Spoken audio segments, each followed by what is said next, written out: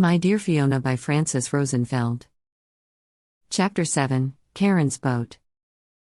You shouldn't leave Stromness before you visit Hoy, the lady at the front desk suggested with a motherly demeanor which tried to restore my sunny outlook on life, now sunk by the sudden circumstance through which I found myself alone again.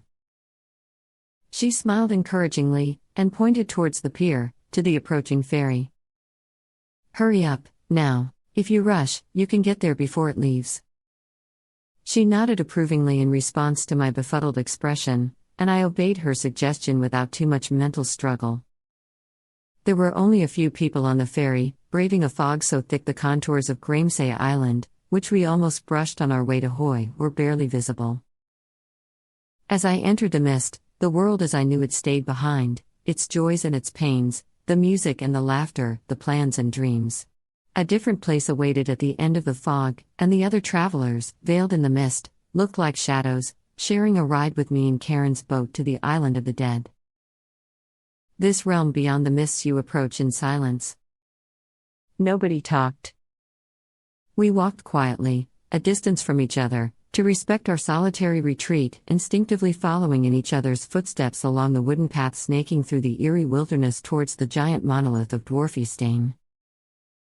The legends say the place was built by giants, and it sure looks that way, the enormous monolith housing a tomb, painstakingly carved in the dense soapstone, with a smaller boulder beside it, the door to its entrance.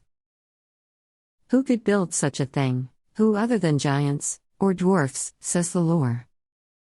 Here, under the deep sky, with nothing but wilderness and silence, one is inclined not to doubt those stories. Nothing seems matched to human scale, and the sparse vegetation growing between the red rocks makes it look like it belongs to a different realm.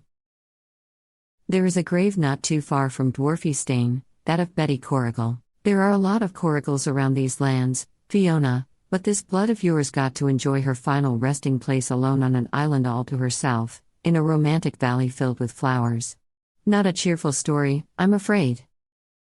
It was a rough hike, through the waterlogged dirt to Rackwick Beach, and one I walked in silence, so transformed by the strange alien landscape and the whispers of the fog, I instinctively retreated inside myself, leaving all my expectations and reasons behind.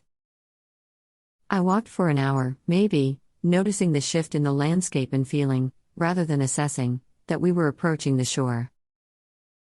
The beach revealed itself suddenly, past a bend in the rough path, and at its sight I had no doubt I had left my world behind.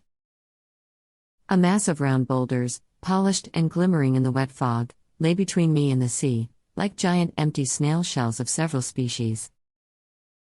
Among them the black ones stood out, glossier than the rest from the sea spray, and half buried in the shifting sand churned by the tide. We live our lives with expectations of what they should look like, and those expectations are rarely challenged except for moments like this.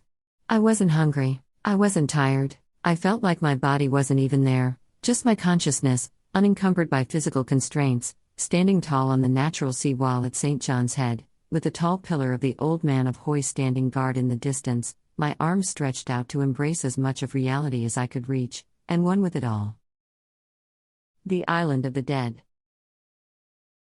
I can't make heads and tails of this thought, and I can't shake it either. There's barely any trace of human habitation, of the living variety anyway. I followed the others back the way we came, without asking why, like birds orienting ourselves by the magnetic field of the earth and the movements of the sun, to catch the ferry back to Stromness before we found ourselves stranded on the island overnight. The fog lifted, and the sun came out, just in time for sunset, as we passed the flat green of Graemsay on our way back.